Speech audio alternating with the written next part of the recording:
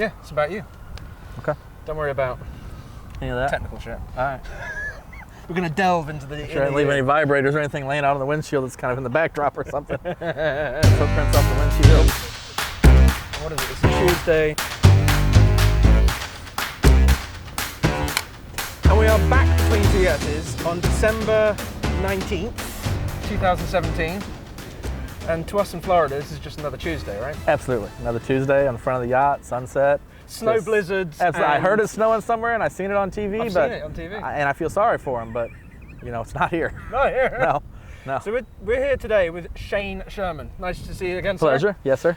And we met a couple of days ago. Yes. I believe a rather unique experience for your first Yeah. time. Yeah. And he was like, "Hey, did you take pictures?" I'm like, "Yeah." And then you ended up with what, a 100-mile-an-hour boat ride and a bikini model, and I think we snuck onto some government property. We got close. We got close. Close, and got some photographs up at Lighthouse, and then here we are in the front of the yacht. Yeah. So this is your home. Yes, this is my house. Okay. So I'm a liveaboard full-time captain here in Miami. Am I in Miami? Hold on, right, Yep. crack a beer, because Yeah. it's 5 o'clock. It's definitely 5 o'clock definitely here, 5 and o'clock. anywhere else we can find too. Yeah. Yeah.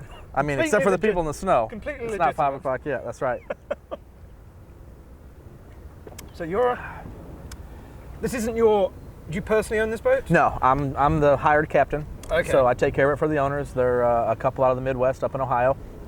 And they come down 8-10 times a year.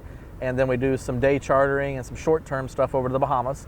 And I'm in charge of the boat. So I take care of all the business according to the boat, you know, maintenance, the paperwork required to get all of our licensing, all that stuff. And then I operate the boat and take care of additional crew and then entertain the guests when they come on board. So you get the ultimate experience, don't you? You're pretty much living on land. Montes is right there. Yeah, I mean, people We're on ask me, Miami Beach. I'm from the Midwest, so as we mentioned the snow, it's cold up in Missouri where I'm from right now. And I'll bring friends down here that have never came down, they just look around, they're like, okay, now I understand why you're not coming home. I'm like, yeah at least now you get it. Whereabouts in Wisconsin? Missouri. Oh, Missouri. Right. Just outside of St. Louis. But I grew up boating on Lake of the Ozarks, which was a little 100-mile lake in the middle of the state.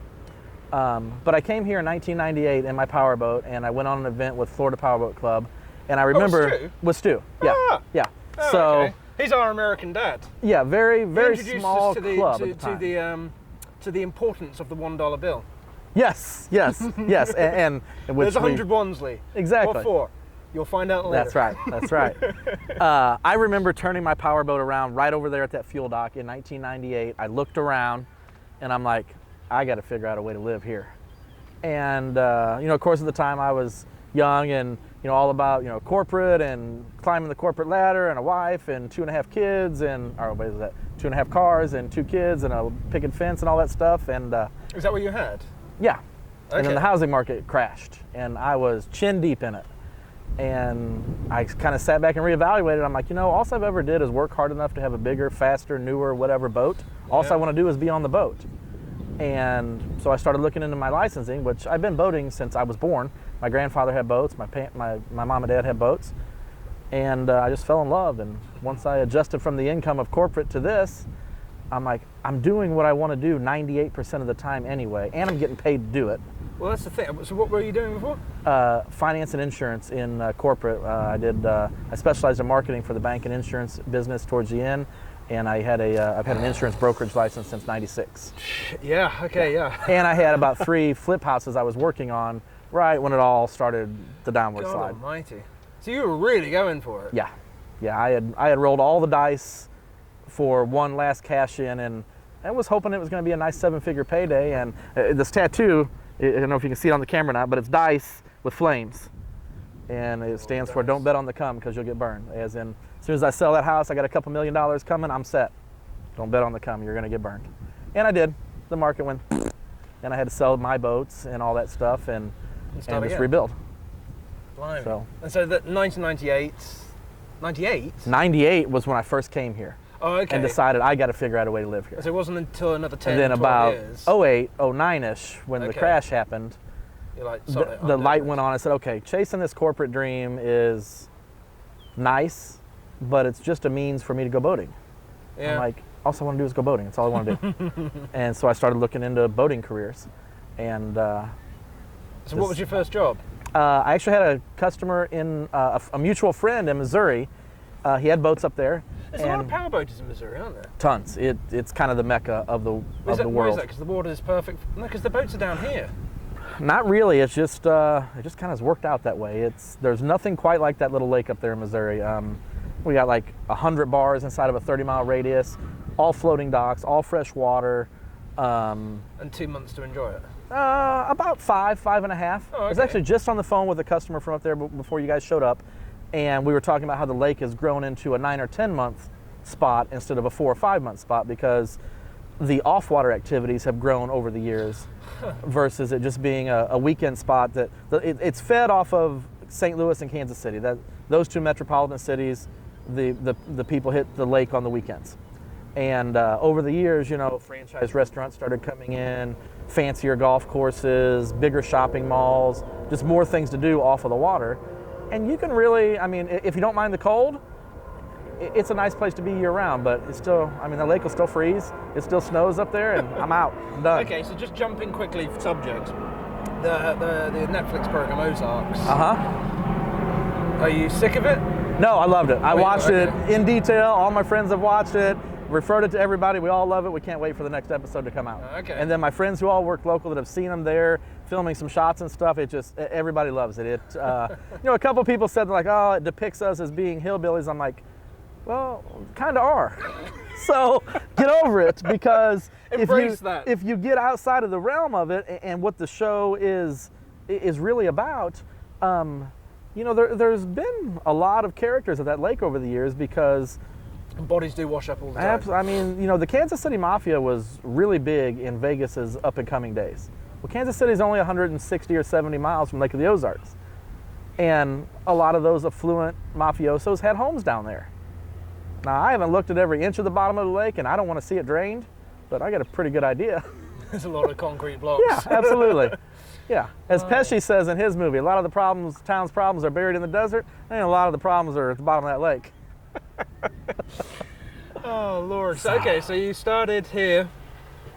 February will be 4 times full-time living on board a yacht in the marina.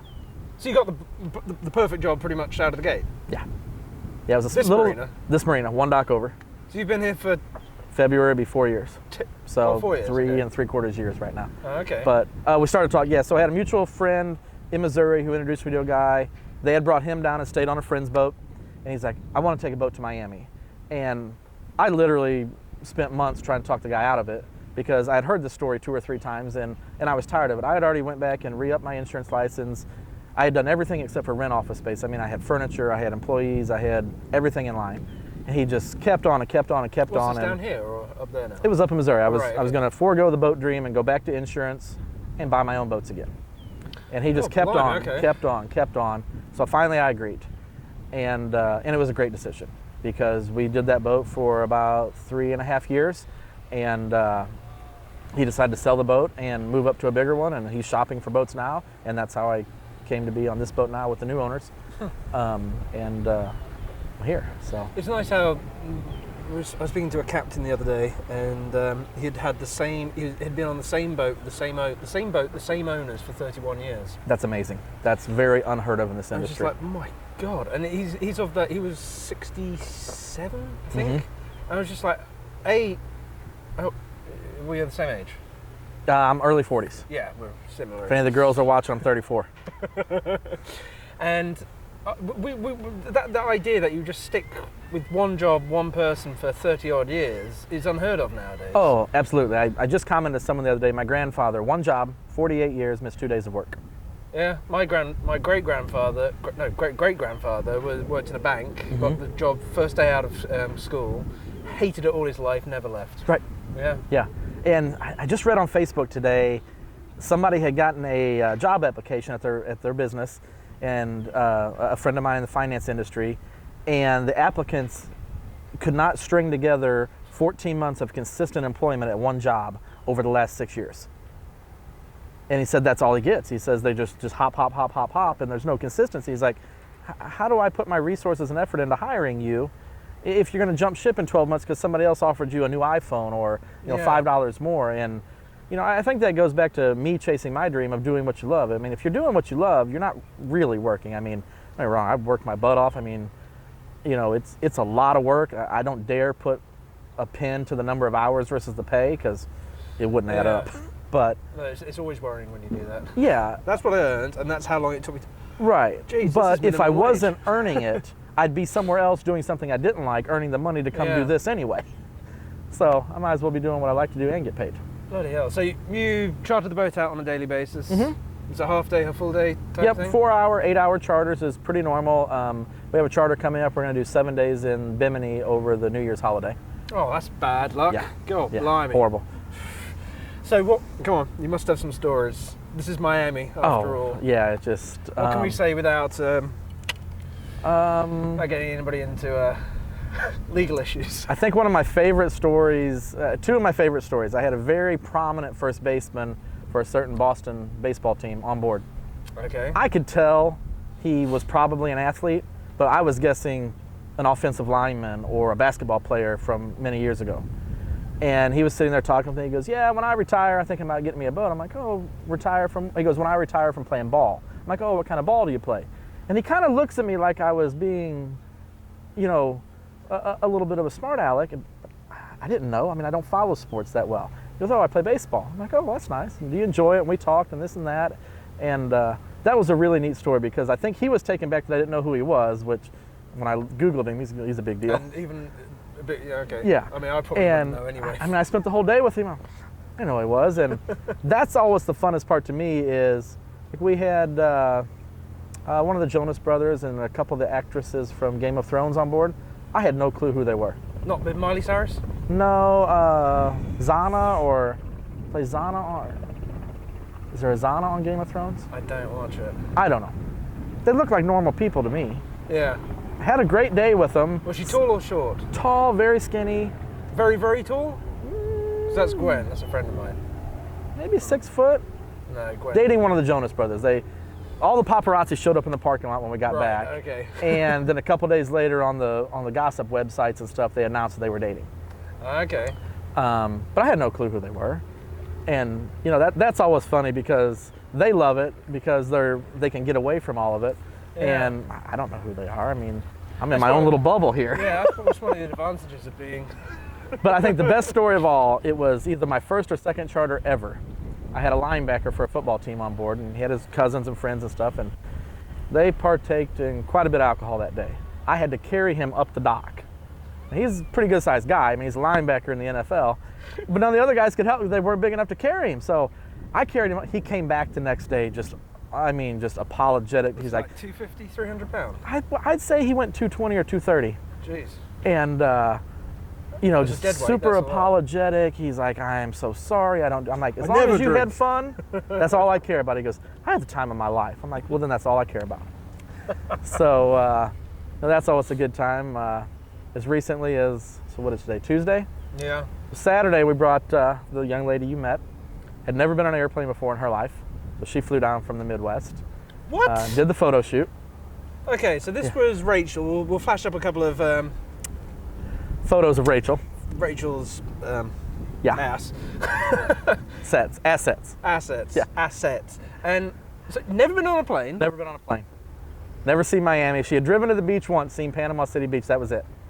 So when you're thinking the farmer's daughter, the little girl who never got out, this was her. Except for she looked like she belonged on the cover of a magazine. She Now, this could ought to be humorous if they see us. These are some of my friends, and I can tell they are liquored up.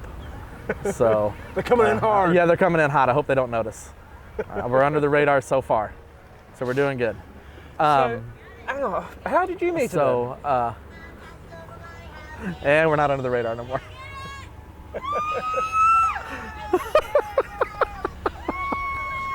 It just follows him, tits and ass.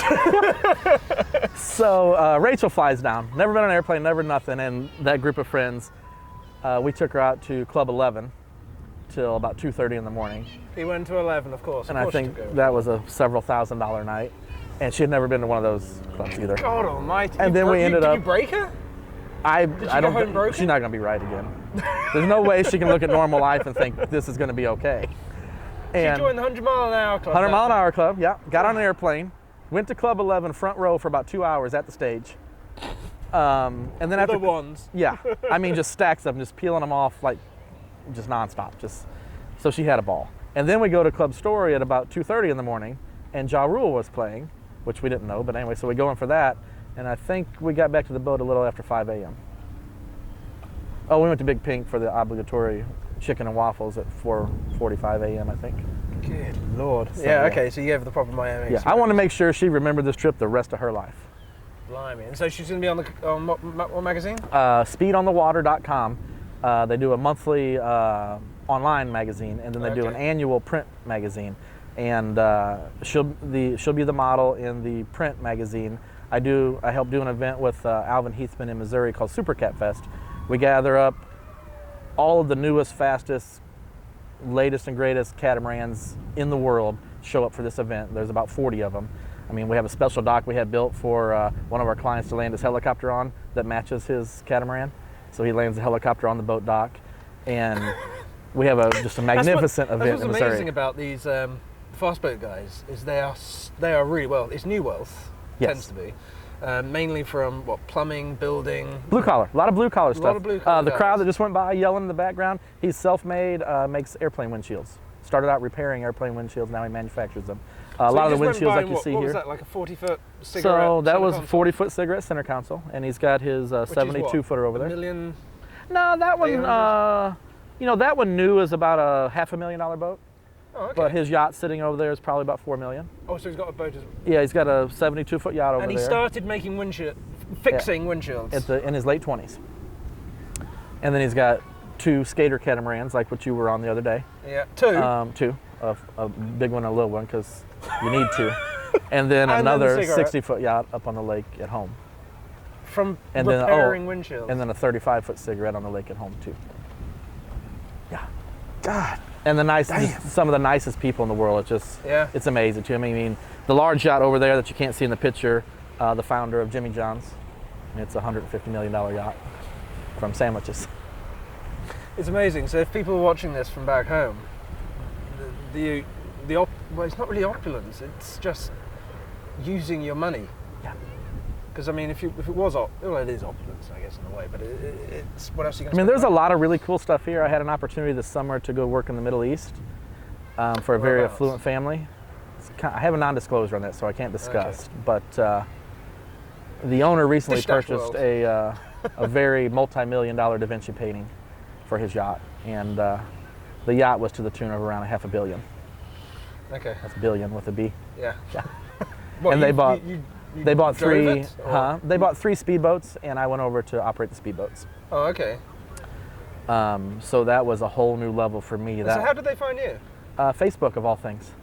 They put an ad on Facebook looking for someone with high performance experience, and I replied, and I kind of blew them off for the first few months because I thought it was just a hoax, and I realized it wasn't a hoax. It was legit. Good Lord. Yeah. Yep. Again, this is another great thing about this industry is it's like a funnel of the world's best entrepreneurs, princes, sheiks, and so on, rock stars, and that. Absolutely. They all come and yeah.